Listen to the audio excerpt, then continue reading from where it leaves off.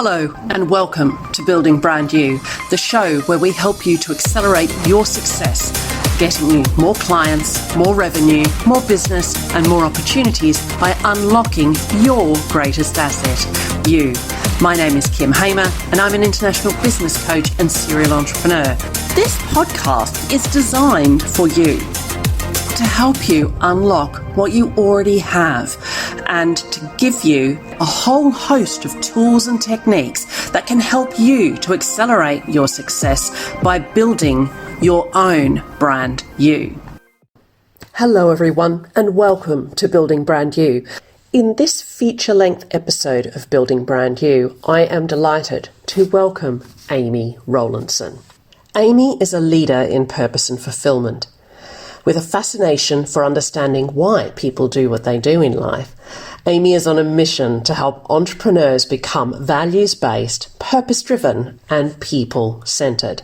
At the heart of what she does is a simple message. As a life purpose coach, she helps you to focus on your why with clarity, uniting your passion and purpose with a plan to create the life you truly desire. As a global podcaster and mentor, Amy speaks with people from all walks of life, providing uplifting and relatable conversations that are designed to inspire you to take action. In property, Amy has been a residential landlord for 15 years, has a substantial property portfolio in the south of England, is an SSAS trustee, and has been running a property mastermind since 2017.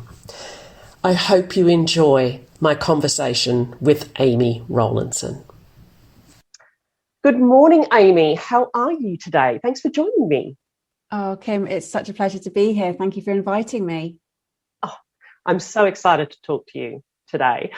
Listeners, Amy and I sort of met a few months ago through the Professional Speaking Association. That's where we fell across each other. And through the power of networking and conversation, we have ended up on this podcast together. So we're going to be spending the next sort of 30 to 40 minutes with Amy. So I'm really looking forward to that conversation.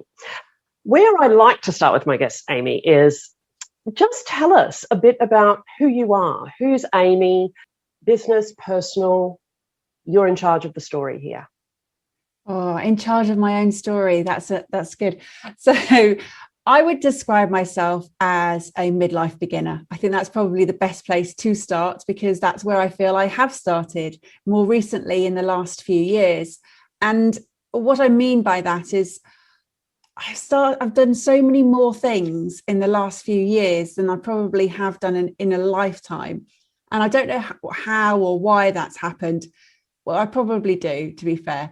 So what did happen was I moved from a position of existing to living, and purpose has now become much more prevalent in my life and filters through everything I do. And it all started with me leaving one job to do a refurbishment on a property, and then realized actually I could leverage existing equity that we had in our own property to build a portfolio, which would then allow my husband to retire from his work, which would then allow me to have a huge amount of freedom and flexibility to do the things that I love.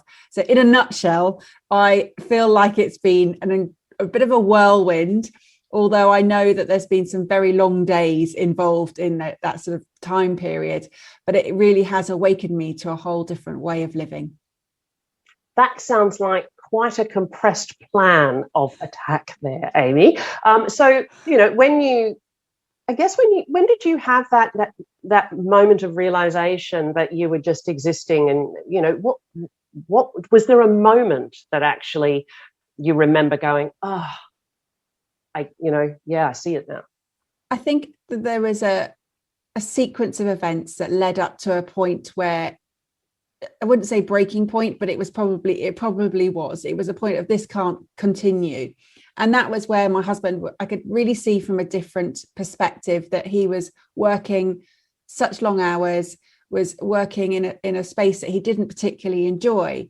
And he was had been missing out on years of time with us as a family.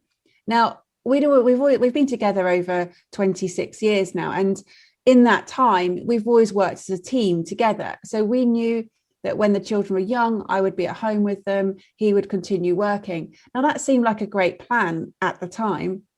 And for many years, it worked because we didn't see an alternative. We didn't see that there was an opportunity for other things to happen. So we sort of went through that. We went through that process, similar to many ways, many other people in the same respect.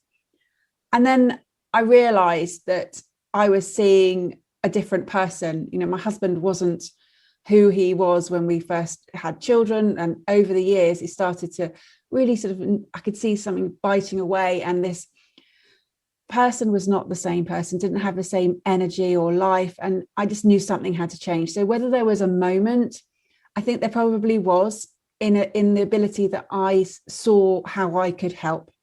And that was when I realized that property and building of property to create an alternative income for us as a family meant that he then was able to step away from his job. So I spent 3 years doing that, and it worked. And he retired in October 2019 and has now taken over many of the roles. So even though he's retired in the sense that he's not formally working for another company, he still has an active role in our own business, in our property business. And I'm now able to move into different spaces such as podcasting and coaching. Lovely. And why do you think, we've talked a little bit before about this kind of midlife beginners or beginnings type idea. I mean, we're sort of similar vintage, shall I say. So why do you think, what is it about midlife that causes us to shift stuff? Why do you think that's such a common thing now? Yeah, I mean, I think it's been a common thing that the midlife crisis was known because it is a stage in your life where you are moving, you're sort of transitioning from one era to the next, and a lot of people deal with that in very different ways. And I think now with the advent of personal development and mental health and well-being, we're much more equipped to move and transition through that time. And for me, that was what I did. I found a whole realm of personal development, and I did not stop. I literally didn't know that shelf existed on a bookshop, and it's just expanded. My books behind me are full of all of those books. And they have moved from the parenting books. So that's where my main attention was focused. And knowing now what I now know, it's a case of I knew that I could take control. I knew that it wasn't a case of fate, that things would just happen to me, that I could actually be in control and I could move my life in a direction of my own choice. And that has been really empowering. And I absolutely love it. And so my motto is definitely, it's never too late to be what you might have been, and that who you are and what you do and what you have is all within your control. And what you want to have determines who you become and what you do. So my question out is to people right now is to, what is it you're doing? Are you living or are you existing? Lovely. And I think that's a really important question. I mean, I'm a fellow midlife beginner. I left corporate life a few years back and decided to become an entrepreneur. And, now I have 2 different businesses, a third on the way. So I'm busy populating the world with startups. But one of the things I think that was such a big challenge for me was I'd been in corporate for such a long time, and moving into entrepreneurship, while it was a leap, there were things that I didn't expect to feel uncomfortable about. So some of my skills, I didn't realize that selling myself, I didn't know that, what my value was. So you worked in corporate originally before you moved into property, or were you doing other things? Yeah, I worked in recruitment. So I was working in an agency, and I had my own temps desk. I was actually the manager of several people on the temp side. And temps are the roles where you would place somebody for anything from a day through to several months. It depended on what that temp contract was. And it was in the secretarial and admin area that I focused on. So between the team of us, we had around about sort of 300, 400 temps working in a variety of companies within London, central London. And it was great. It was great fun, but it was full on. And it was a full on role that I then, having had children, decided not to return to. So I was at home for near on 12 years before I then returned into the workforce. I went to work for a startup, and they'd just got some venture capital backing. They'd started up. They needed me to come on board and help them, and I actually rebranded them. So they even though they were a startup, I actually rebranded a startup, and we did a whole sort of relaunch again of that business. And it was a project development management company in the property space. And it was there that I thought, well, hold on, these guys are doing property, and I've got a property. Why am I not doing this on my own? And it was then the Brexit decision came. I was asked to sort of reduce my number of days. And I thought, well, actually, this is a perfect opportunity for me to step into a space where I could start to build a portfolio. And that was it. That was where I got the confidence, having gone back to work, and then went into the world of being an entrepreneur. And it was a steep learning curve for sure. There is anyone who's gone out there and thought, oh, this is going to be an easy ride. We all have got the scars to prove that it isn't. And there's so many different facets that you have to pick up. And yeah, I definitely have some sort of open scars still waiting to heal from that journey. Waiting until they can be reborn as good dinner party stories, I like to think, when you can kind of breathe and laugh at yourself about the horrible time you had. Yeah, there's still some raw ones that I'm not ready to laugh about yet. Okay, all right. Well, we'll move swiftly on from that. I noticed you talked about the opportunity. You worked with a startup and you worked on their brand. And as this is the Building Brand You podcast, I think that's a lovely segue into talking about brand. So when you took on rebranding that startup, was rebranding something you'd done before, or was this something that you just identified and fell into a bit more naturally? No, it was not something that was my area of expertise. And we actually organised for an agency to come in and help us with that, which was fantastic. So I got to work with Steve Edge from Edge Design, who is absolutely wonderful. And it was so fun to work with a team in this space. And I learned a huge amount. My skills lie in organisation and implementation. So it was easy for me to sort of bring in the experts from the different elements that needed to be done and then just deliver that as a whole project. And I had people in the back end of doing all the IT, switching all the websites, so that overnight there was a lovely transition. And again, it was all about the marketing, speaking to the clients, helping them to understand why we were rebranding and understanding the purpose behind the business, what was going to be the vision that the business had and taking it forward. So again, it's interesting because, that's where I'm focused on now, on the why. But actually, this was my first probably understanding from the perspective of the implementation of it within a business perspective, even though I'd been working for a company for many years that had all of those tick box exercises of the purpose and the vision that I would deliver when I was presenting to a company. And having gone into hundreds of companies, I saw it from the other side, but it never really sat sort of with me as an understanding, because when I was working for the recruitment company, I had my own space. I was doing my own thing and I was very clear with my own vision, but I didn't know that it had a name per se at that time. It's only with hindsight that that's what it was. Isn't it interesting that it's something that's usually there and it sort of shapes and emerges and all of a sudden it pops up and you go, oh, that's what that is. Oh, see, I've been doing that for quite some time. Oh, the power of hindsight. Yes. Yeah, definitely. So, you talked about why there for that particular business. So why do you think the why was so important in the successful delivery of that rebranding and that project for that business? It was pulling together all the strands. It was a project management company, and the whole branding got called Opera, and it was all about all the elements that come together in the opera. And then we used the baton as the emblem for the actual design, and that meant it was bringing all those pieces together to deliver an incredible performance. And it was perfect. It was a brilliant, inspired piece from the agency that they brought all that together. It was like, oh, that's a bit bizarre, what does that mean?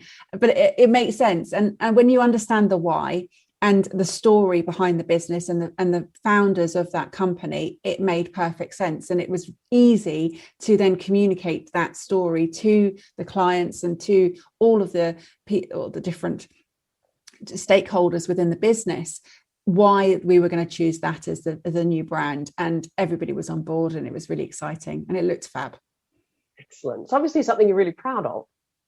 Yeah, well, I can't take ownership for it. I literally just help implement it. Yeah, but still, I think it's brilliant to be, there's kind of like, there's no I in team is, a bit of a catchphrase, where we all work together to do things, and we all need other people to make things come to fruition. So a bit like the opera or the orchestra, Yeah, absolutely. It's exactly that. And I'm a huge team player. I love working with other people. I love being part of a process, which is probably why I found being an entrepreneur quite difficult, because I was on my own again and wanting to connect with lots of people.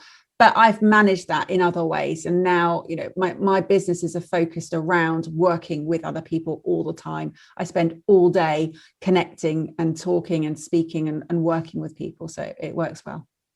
And you obviously love it. So much so that you have not just one podcast, but two. So I've heard you talk before about, I've sort of discovered podcasting, and it's become your thing, I guess, hasn't it? So tell me a little bit about, how that connecting grew into, I might start a podcast. Like, who does that really? Well, the way it happened the first time round was I was running a monthly network event, a property one in Gravesend in Kent. And we had between 50 and 75 people coming every month. It was really successful. Everybody loved it. And I absolutely loved the event. And then COVID happened. And so my business partner and I had a meeting to take everything online. We were running property training sessions. I was doing we were both doing coaching one-to-one separately. We had different areas of expertise, and we were going to take the network online.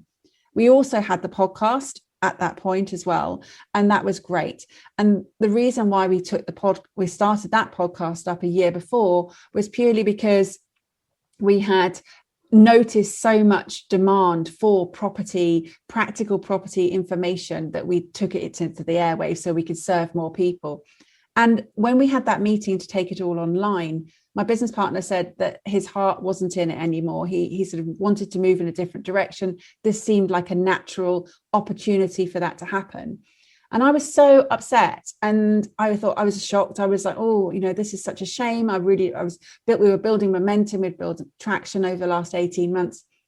But when I really sat down to think about what it meant and why I was upset, it was because it was the podcasting element and the networking element that I absolutely loved.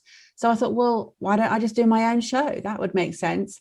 So knowing that I had just a week before we were going to record the last episode of the Property Vault, I had that week to really think about it. And I was racking my brain thinking, what is it I want to do? Where do I want to go? The world is my oyster. I could literally pick anything on any topic and go with it, because now is my time. Now is, midlife beginnings. Let's bring it on. And it probably was between midlife beginnings and focus on why, which is what I woke up with that answer on that morning of sort of signing out of the other episode. So on that one, I literally said, yes, I've got a new podcast. It's called Focus on Why. And then I had to set about actually making it happen. I heard a saying years ago. Someone said, you've got to throw your hat over the wall, because then you've got to go and chase it. You've got to go and get it.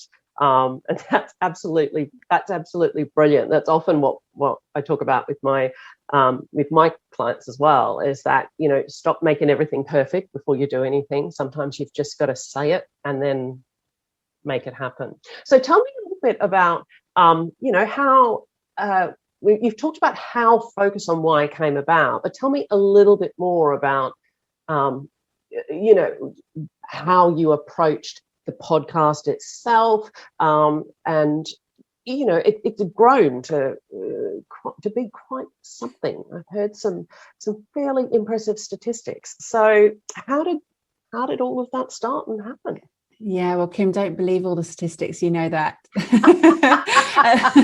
But no, what it is I have a fascination for understanding what drives people in life, and that comes through in my coaching work. And it just seemed to make sense that I spend so much time on asking that question, why. It's at the heart of all of my conversations. It just made sense to take that into the podcast space and invite people from all walks of life to share why they're doing what they're doing, in the hope that it would inspire people, it would motivate them, it would uplift them.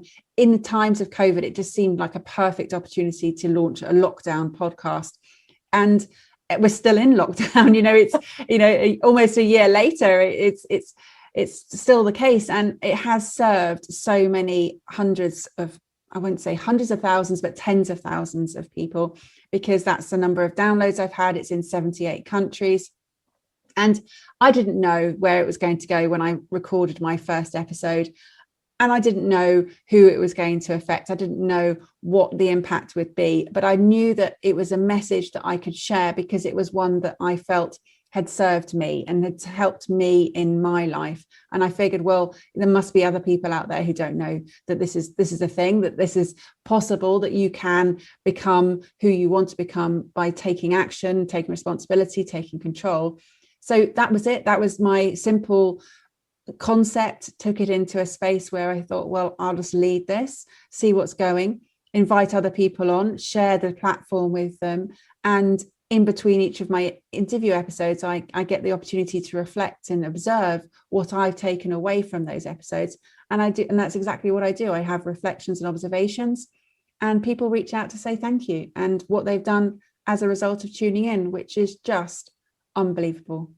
It's amazing to think that these people that you don't know have been impacted by something that you've shared, or one of your guests have shared, or you've just created a space for them to access something. Yeah, and I won't know a lot of what people have gone on to do, because they might not reach out and say what they've done, or they might not even be aware that that was the trigger point. They might go on to think something, do something, read something, which then goes on to something else. So it doesn't matter. What for me is important is that the voices are heard, people are heard in life, and then they go on themselves to help others.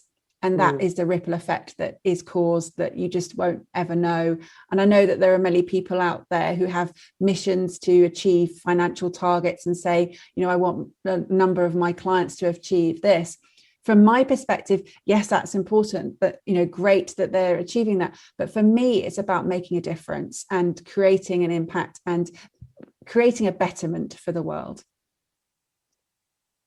Why is such a huge question? Isn't it? So how do you mentioned coaching before. You've obviously had loads of guests on the show. How do you take this big question called why and get to something, I guess, that opens something up for people? Are there any things you see as a pattern, or is it everybody very, very different? I think from my perspective, it's just making people aware that there is a choice, that you have a choice, that there is a way of living with purpose. And I don't want people to get hung up on the word purpose as well, because it sounds quite huge, and it doesn't have to be. It can be that you simply have a destination, a goal, a desire in life that you would like to pursue. And if that is going to help you become more fulfilled in life, then that is enough. But it's a case of just understanding and helping people to that route of fulfillment, to help them understand what their values are. A lot of people aren't even aware that they're living in conflict because they're going against their core values and their needs. And this is a case that Gallup find, when they find how many unfulfilled people are in the work environment, it's because they're in pursuits, or they're in work and roles that are totally misaligned with their values. And that's where a lot of people leave their particular jobs, because they don't feel valued by their line managers, or they don't feel as though they're being recognized for their skills. So I'm just here to help people to find their sort of purpose in their work in whatever way that means. So that doesn't mean everybody jump ship and become an entrepreneur, but it's definitely finding more alignment in what they're doing and helping companies to find their vision as well. Great. I think that's probably why we connected so quickly when we first met as well, because there's something about, you know, we're obviously both quite passionate entrepreneurs, and that's a decision that we've taken. But what we see is that it's not about becoming an entrepreneur. It's about becoming aligned with who you are and what you value and where you want your life to go. If that happens to be in the company you still work for, fantastic, you know, but how do we sort of build the muscle to give you, I don't know, more focus, more impetus, more power in that, I guess. Yeah. So if we talk a little bit more about the podcasting, because I've only just started podcasting, so I'm a newbie at this, and I'm about to, in the next sort of couple of months, put it onto a grown-up podcasting platform, which we've talked about. So why would someone, you know, what is it about a podcast that makes it such a great tool? Why would someone put in that time and effort to have a podcast? There are so many benefits, Kim, and whether that's from a personal perspective or a business perspective or a combination of the two. For me personally, it's helped me with clarity of my message, of my sort of route in life, per se, my compass, and it's helped me with the communication skills to understand how I sort of listen and question things in life. And from a perspective of opportunities, I never could have imagined doing what I do now, but podcasting has given me those opportunities. It has enabled me to connect with people from all over the world and talk to them about the things I absolutely love and really enjoy talking about. So from that perspective, it sits really well with my values. From a business perspective, you know, the visibility has been huge. And with visibility, that means I'm then able to help more people. And from that perspective, I'm able to then, you know, serve them in ways that they can then serve their audiences, so that the ripple effect is apparent there. And it's the credibility, you know, when you have a podcast, you're held in this sort of revered status, which is crazy because I'm the same person as I was yesterday without my podcast. But having a podcast just puts you into this elevated position, and you have access to having conversations with people that probably would not normally be accessible to you. So you wouldn't necessarily be able to share the stages with these people without it having to be on a paid basis.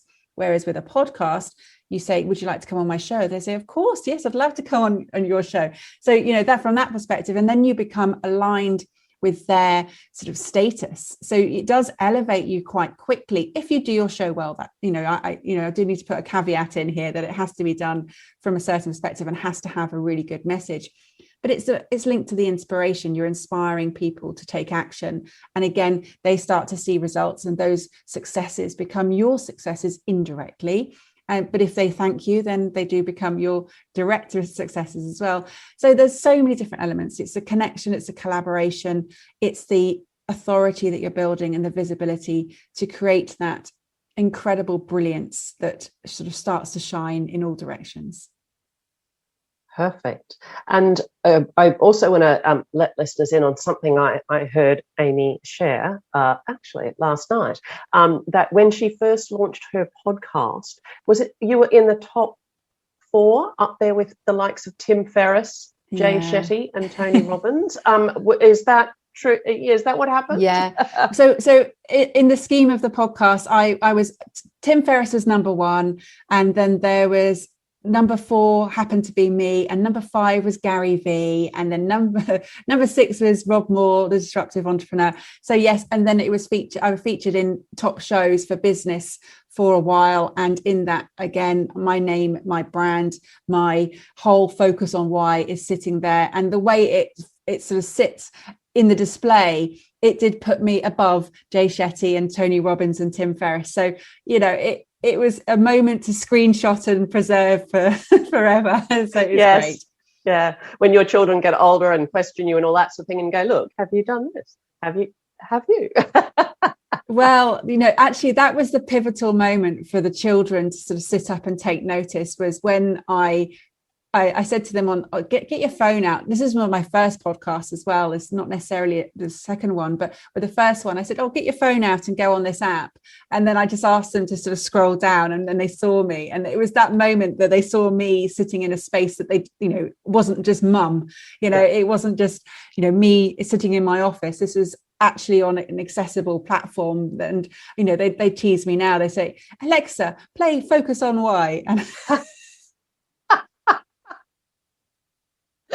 you'll never escape it now.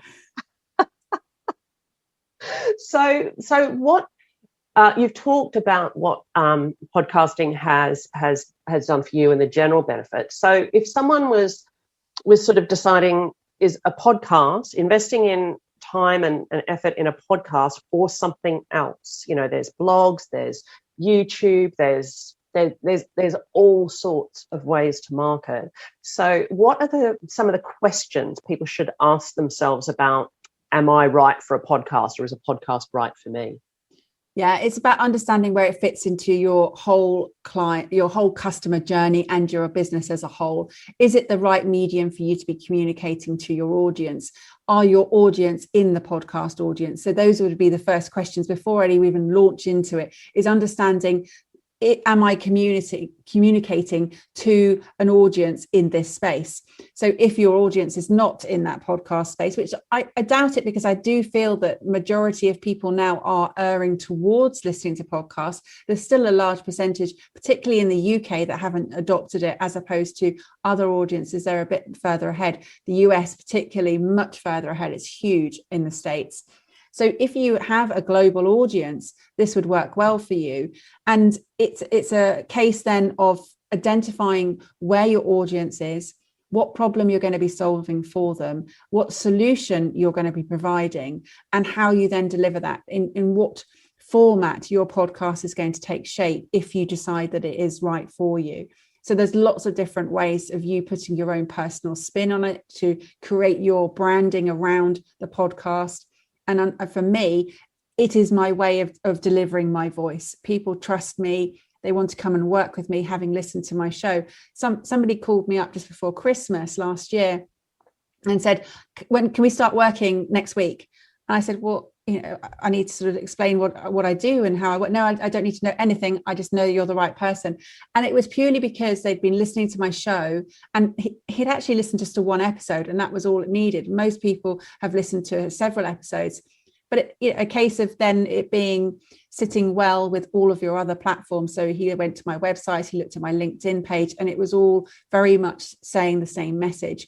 So it's got to be on brand, what you're delivering. It has to be congruent to the rest of what you're offering. Okay. And there's sort of the flip side of podcasting, isn't it, is being a guest. So before I started my podcast, this podcast late last year, I'd been a guest on quite a lot of podcasts, and I still try and do that sort of once a month or so, because I like the whole pod swapping idea. I think it's brilliant. But it's also about putting yourself out there and putting yourselves in other people's space. So how do you think that works as a sort of a marketing vehicle, and perhaps some tips about what being a good guest looks like? Yeah, it's really important to be a good guest for your host. And so I have pre-qualification questions. So whether I'm a guest or I'm the host, I will spend some time with that host, or if I'm the host, with my guest, just to understand what it is they want to deliver. I always listen to other people's shows before I go onto them, so I understand what their sort of tempo is, what the pace of how they want to deliver, how that conversation is going to look. So that, because I know that works for their audience, that's what they're trying to deliver. So I will pick up where they are already presenting in that style. Some podcasts are very different from others. So it's really important that you take the time to do your research, as you would do with, anything you're spending time with. It's important to make sure you're prepared.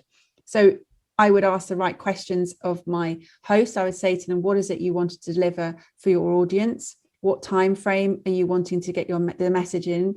What is it I'm allowed to say? What would you prefer me not to say? and just have all of those questions. And, is it a case of you've got pre-prepared questions, or do you want it to be a free flow conversation? And what would be, if you had to choose a title for this episode, what is the core delivery that you want to share here?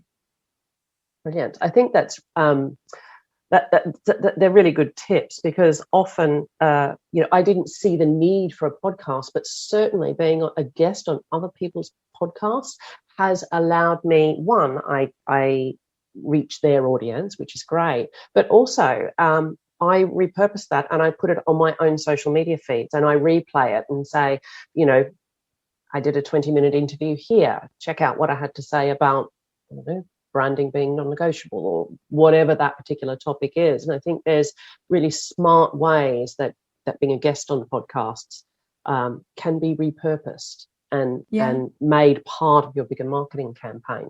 And absolutely. It's certainly, I was going to say, you're introducing yourself to a new audience, and you're able to offer value to that audience. So then if you did decide to have a show yourself, you can bring those people across to your own audience as well. You're not stealing them, you're sharing your audience. The podcast community is a great space. They're very supportive of one another, and everybody understands that it is important to share the guests and the audience around with one another.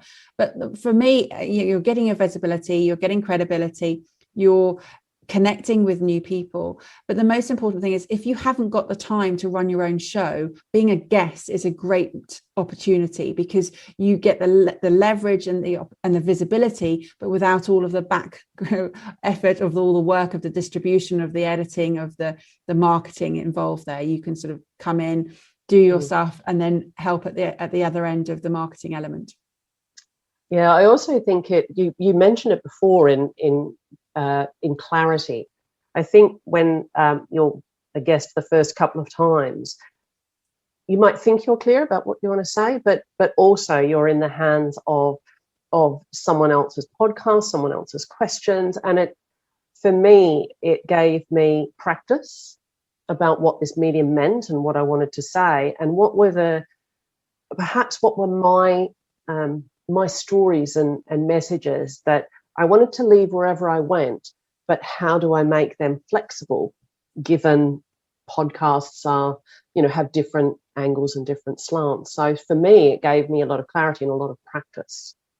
It's a really good point you make there, Kim, because quite often I want to make sure that each time I'm on as a guest, I'm not sharing the same stories, and it's not just repurposing the same content that I have. So I will always share something different across different podcasts. So I'm giving that host something unique for them to share. I feel that's kind of like a responsibility that I have, because it's not fair for them just to have the same old, I'm not going to listen to Amy on Kim's podcast because I've heard her on somebody else's podcast. It just wouldn't be right from my perspective. So I've shared things today that I haven't shared in other places, because I feel that that's giving you good value as a host. And it is much appreciated. Thank you for being a good guest, Amy. Speaking about being a good guest, so what's next for you? Let me give you the space to talk about what's next, in the podcast, in your midlife beginnings, your coaching. What's next for Amy Rowlinson in 2021? Well, this is something that I have shared on other podcasts, is that I am writing a book, and it's but I'm still in the early stages of that, but I really want to get the book out this year. So that is my focus. The podcast is continuing in absolute force. It's I've booked all the way through to the end of September at the moment, which is fabulous. I've got loads of guests coming up who are going to be fantastic and share such great value. I think there might be a lady called Kim coming up. How exciting is that? So yes, it's continuing with the podcasting, continuing with my coaching, but I'm very aware that I need to make myself more accessible to one-to-many from a product services based element. So I am looking to either launch a mastermind or something online course based. So that's also in progress at the moment. Wow. So not stepping back and, going quietly into the night. It's more to come. Definitely more to come. I think anyone who knows me well knows that that's never on the cards. Brilliant. So just a couple of final questions as we wrap up, Amy. You know, we've sort of been chatting for about 35 minutes now. So what would be your one piece of advice for listeners today? So this is Building Brand You. We've talked about branding and podcasting and midlife beginning. So what would be one key takeaway you'd like them to take with them today? Oh, it's simple. It's never too late to be what you might have been. If you've been thinking of something and you've been putting it on the back burner, just pursue it, because you're not going to get another opportunity. It's the whole live and not exist scenario for me. Carpe diem, seize the day, and be bold. Just step up and into a space that you want to be. And we have so much opportunity. There's so much potential, and I feel that even myself, even though I've achieved so many things in the last year, I know there's more to come. And it's only because I've stepped out of the comfort zone or a space where I thought was comfortable, realizing actually that wasn't serving me, that I could take myself into a new space, challenge myself. And so I look to challenge myself and really push, but in a good way, in a way that is going to serve other people, in a way that is going to help other people become more fulfilled, because I've seen that happen. I've literally walked the walk. I'm now talking the talk, and I'm just getting out there and doing it. And if anything should happen, I know that I have lived a life with purpose that has helped other people. What a lovely note to end on. So if people want to get in touch with you, either about midlife beginnings, or I know you do some podcast mentoring and coaching as well. So how do people find you? We'll put some stuff in the show notes as well, but how do people find you? Thank you, Kim. So the easiest way is just to go to my website, which is amyrowlinson.com. You'll find everything there that you need. And yes, if you want to subscribe to the podcast, that would be fantastic. I would love to hear what you have to say about the show. And if you're thinking about launching a show, reach out to me. I offer free calls to sort of talk about those early steps and how you then may be right for you at this time. So yes, that's it. Again, that's accessible via my website, or you can go to the link you'll put in the show notes, which is my Calendly link. Perfect. Well, thank you so much for taking the time to join us on Building Brand You today, Amy. It has been, as a host, you've been a great guest. It's been an absolute pleasure. Well, from the perspective of being a guest, you've been a fabulous host. So thank you, Kim. Okay, thank you, listeners, and we'll speak soon. Thank you for listening to the Building Brand You podcast. I'm Kim Hamer, and if you've enjoyed this episode, please leave me a 5-star review on Apple Podcasts. Connect with me on LinkedIn, Facebook, Instagram, or Twitter, and for all the latest news and tips, become a member of the brand new Building Brand You Facebook group. I help people to accelerate their success by unlocking their greatest asset. If you'd like to find out more, please book in for a free 20-minute coaching call at calendly.com/Kim Hamer/BBY chat. Accelerate your results by unlocking your greatest asset, you.